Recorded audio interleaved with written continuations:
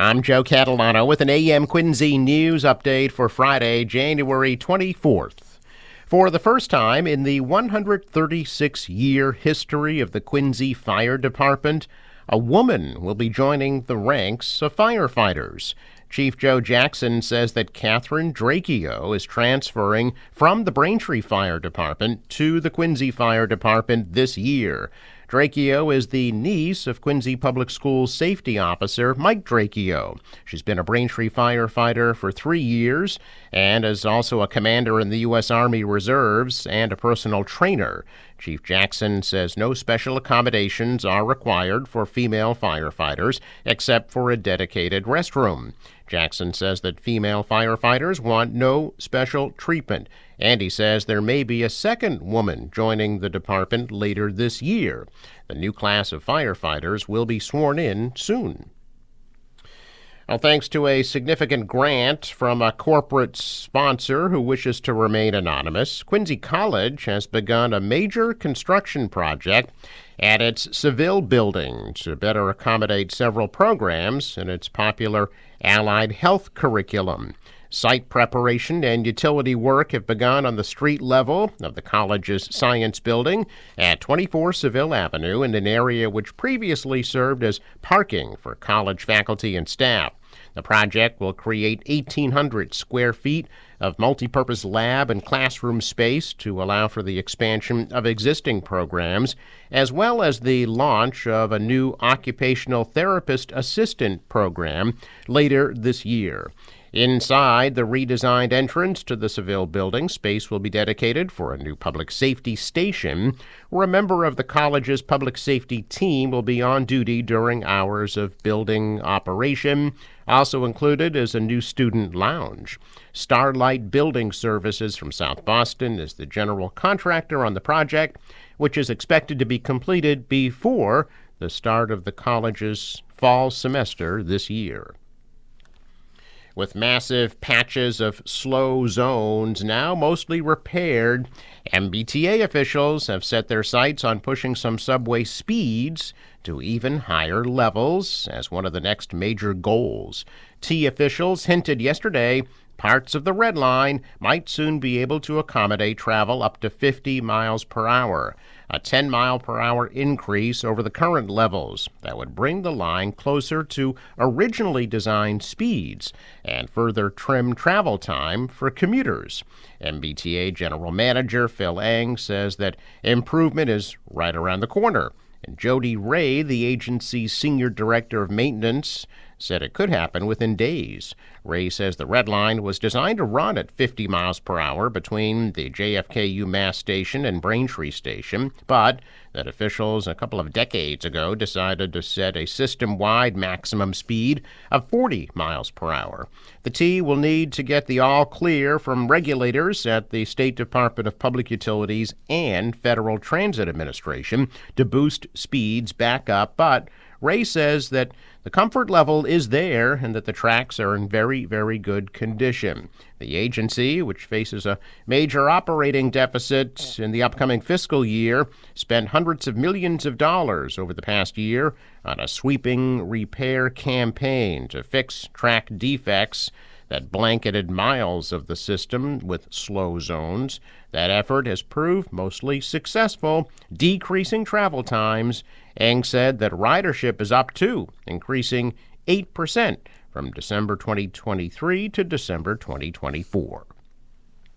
A former high-ranking Keolis employee has pleaded guilty to stealing more than $8 million intended to operate the MBTA commuter rail system and to defrauding the IRS. 59-year-old John Pigsley, who formerly worked as Assistant Chief Engineer of Facilities for Keolis Commuter Services, also pocketed millions of dollars in cash by stealing and scrapping copper wire bought by Keolis as part of an elaborate scheme.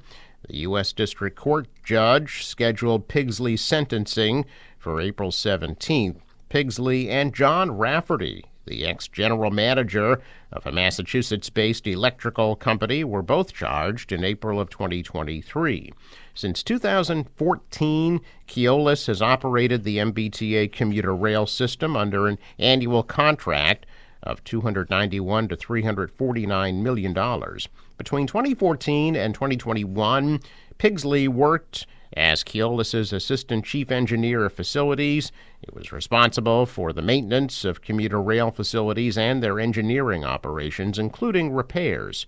He also ordered materials and approved his subordinates' orders of electrical supplies from outside vendors for Keolis.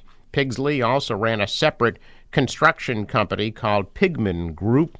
Between July 2014 and November 2021, Pigsley and Rafferty defrauded Keolis of over $4 million through a false LJ Electric invoicing scheme. New England Patriots safety Jabril Peppers took the stand in his own defense yesterday as his trial on domestic violence charges got underway in Quincy District Court. Earlier in the day, Peppers admitted to cocaine possession. That charge was continued for 4 months without a finding. As the trial began, Peppers' accuser was called as the first prosecution witness and testified about what she called physical abuse by the NFL player. Peppers' attorney described the woman as, quote, a woman who's trying to get paid after she filed a multi-million-dollar civil lawsuit. 29-year-old Peppers was arrested last October in Braintree. His accuser alleged that Peppers hit her, choked her, took her clothing, and put her outside. Peppers was also accused of pushing the woman down the stairs. Both the prosecution and the defense say Peppers and the woman were in a consensual sexual relationship. The woman declined medical treatment after the incident and later filed a civil suit against Peppers. After testimony that took up much of the day yesterday, the prosecution rested its case. Peppers then took the stand as the first defense witness at about 4 p.m. After about 20 minutes with Peppers on the stand, court ended for the day. Peppers is expected to return to the stand this morning. Quincy native and renowned Vietnam War hero Dick Stratton has died. Stratton died last Saturday at the age of 93 in Florida. Captain Stratton is best remembered for spending over 2,200 days as a POW in the Vietnam War, enduring torture and inhumane treatment. Stratton was born in Quincy and a graduate of Quincy Public Schools. Stratton began a military career in 1957 after graduating from Georgetown University and went on to serve a distinguished career, earning many commendations, and then continuing to serve after retirement by staying active in many veteran organizations. A street in North Quincy was named in his honor. Stratton is survived by his wife of 65 years, 3 sons, a sister, 6 granddaughters, and several nieces and nephews. A memorial mass is being held today in Florida. Stratton will return to Quincy January 31st for visiting hours at the Cohane Funeral Home from 4 to 8 p.m. A funeral mass will then be held on February 1st at 11 a.m. at Sacred Heart Church in North Quincy with burial at Mount Wollaston Cemetery. Donations in Stratton's memory may be made to the Quincy Foundation through the Colonial Federal Savings Bank. A team of students from North Quincy High School will be competing in Season 16 of GBH's High School Quiz Show during a taping this Sunday at 10 a.m. at GBH Studios. Qualifying match number 7 will be pitting North Quincy against St. John's High School. The episode will air on March 29th.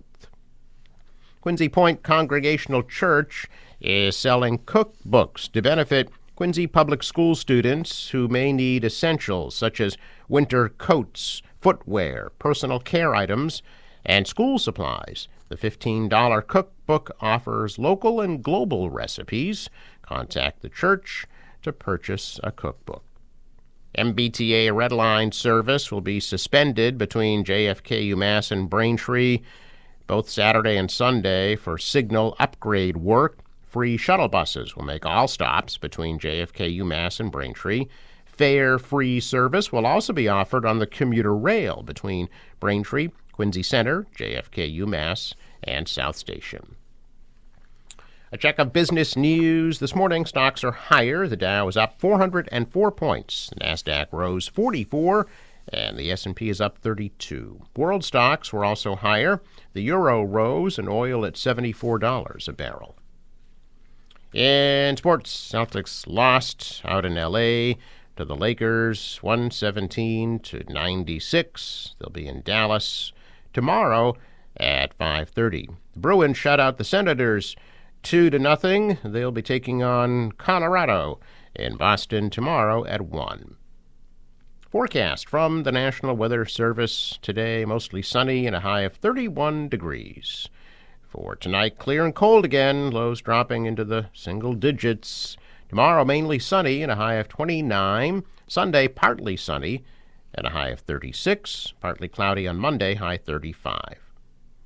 For the boater, waves about a foot, a west wind at 10 knots, high tide 7:35 p.m. Sunrise 7:04, sets at 4:48. Traffic note, Fore River Bridge scheduled to open Friday at 9 a.m. and Saturday at 7 a.m. I'm Joe Catalano with an AM Quincy News Update for Friday, January 24th.